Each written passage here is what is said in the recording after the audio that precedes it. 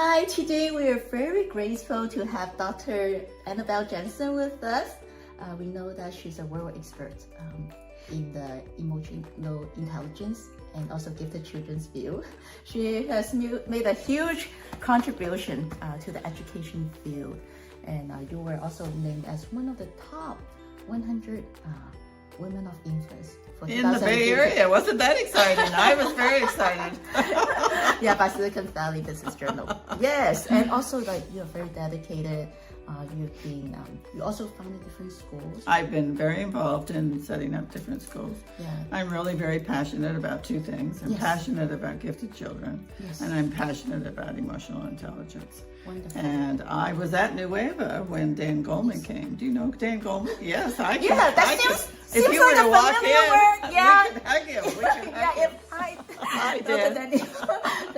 Yes. And so he came to Nueva, where Yes. I was the executive director, and he visited our self-science classes. We were one of the first schools in the world to be teaching emotional intelligence before it became a thing. Now it's so Yeah. famous. Yes. So that was a wonderful opportunity that I had in the very beginning, and that made it possible for me to be a pioneer in this affective domain and to move forward and to be passionate then about helping children, because that's really what it's all about.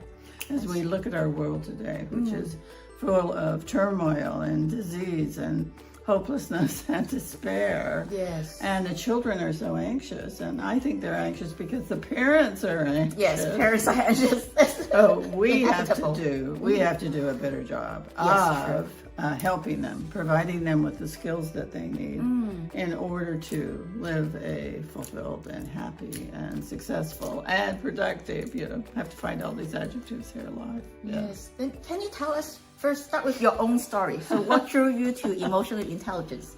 Well, because Dan was there, and because we were teaching emotional intelligence, and because I have seen really the power that it has in my own personal life.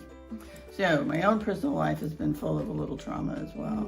You know, a very disappointing divorce, a husband who got involved in drugs, left me with a lot of expense and that I had to repay. And I discovered the work of Marty Seligman. Do you know Marty Seligman? He's also a friend. If he were to walk in, we could hug him too. Okay, hi Marty. And the importance of optimism. Yes. The importance of optimism. So I fell in love with his work, and so when I decided with a very small group of people to leave Nueva as the executive director, that's when we started 6 Seconds. Yes.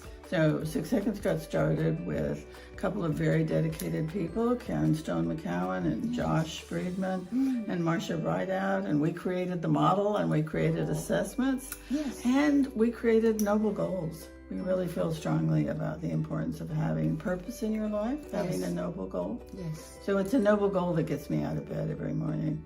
It's my commitment to moving forward on that noble goal, even at the ripe old age of 84, almost 84, soon to be 84 in a month, okay?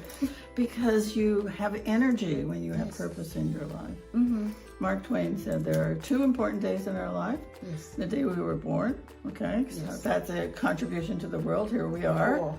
But the second day is the day we discover why we were born. And so for me, my noble goal is about bringing integrity into the world, about improving people's moral development. And I think we do that through the skills of emotional intelligence. So I keep working on it every day. Every day I keep working on it. And I want to help other people to work on it as well. I see. Then why children? And why gifted children? Well, as you look at the world today and you hear all these reports about 41% of the adults are depressed, 41% of the children are depressed. You know, where did their childhoods disappear to? There's such anxiety. You know, there's war and conflict and despair. I remember the words of Peter Salovey. Peter was the individual who created the term emotional intelligence along with Jack Myers. And so someone once asked Peter, so will emotional intelligence save my marriage? And he said, no, it will not save your marriage. It won't save your marriage. It won't prevent war. It won't eliminate conflict. But it will do the following.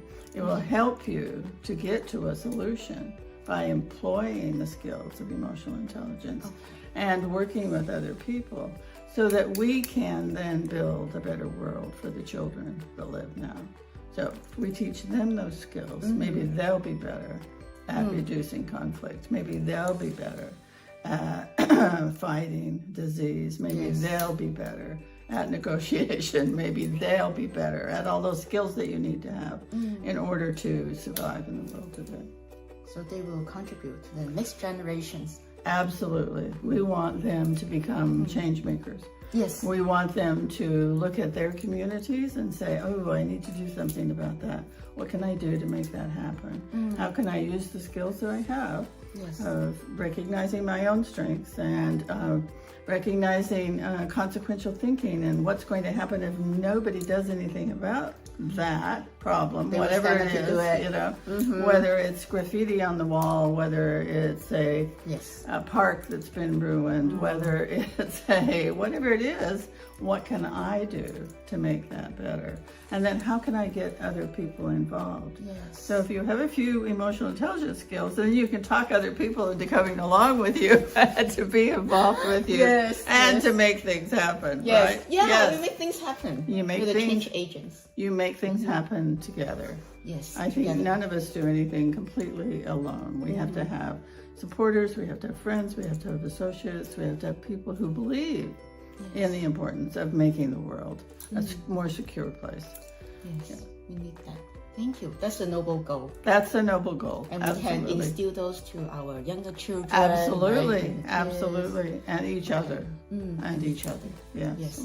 Then, Anabel, can you share some tips with us, like for parents then? Because it's tough for parents, you know. We want them to have a noble goal. We want them to at least manage themselves first, right? So that they have the capacity to help other people. So what can parents do when they're raising young children, like preschoolers, school-age kids? Teenagers, yes. Young adults. Young adults, yes. My son's now 48. He's still, we still work together. You still need to have those skills. I work with my mom too. She's really kind. Both of us are trying to improve. Well, one of the things that I think is interesting is that we become parents, and it's probably the only thing that we can become that we don't have to get a certificate for. Okay. That's true. Just if you want to be a doctor, you've got to get a certificate and a degree. If you want to be a beautician, you've got to get a certificate and a degree of some kind, something that will let you do it. You don't have to do that if you're a parent. So we walk into that situation and we're not aware of the challenges and the complications. So I have an adorable grandniece who is probably 28, and she has 5 children under the age of 7. Okay. Oh, wow. So she has a 7-year-old, a 5-year-old, a 4.5-year-old, and twins at 2.5. So we started a little project, and this is a project I think that would work for everybody. She lives in Idaho, okay, and I had her take the assessments that 6 Seconds does. So you could do that too. I'll give them to you and your daughter and your husband. Okay. Oh, yeah, we need to do it. Anyway, she and her husband took the assessments. They looked at their strengths and challenges in terms of the competencies in our model, know, choose, and give. And then she took the assessment, she looked at each one of her children and did the same thing as well. And then she picked a task that she wanted some help from me on. So she started out with, okay, let's reduce the temper tantrums. Because, children between the ages of, let's say, 2 and 7 are prone to temper tantrums. So we started with that. So I created a little primer for her called the Know, Choose, Give Primer to help her deal with the temper tantrums that her children were having. So the first thing to do is, if you're having a temper tantrum, is to provide reassurance.